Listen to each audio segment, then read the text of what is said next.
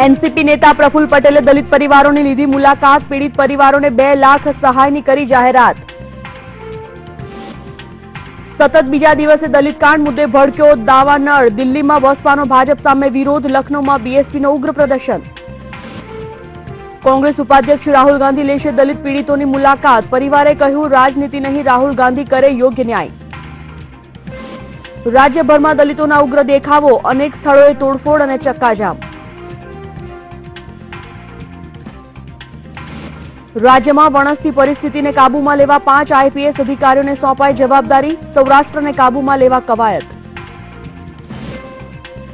આજે Bharat West Indies વચ્ચે test સિરીઝનો પહેલો મુકાબલો। કોહલીની આગેવાની હેઠળ ટીમ ઇન્ડિયા ઉતરશે મેદાનમાં।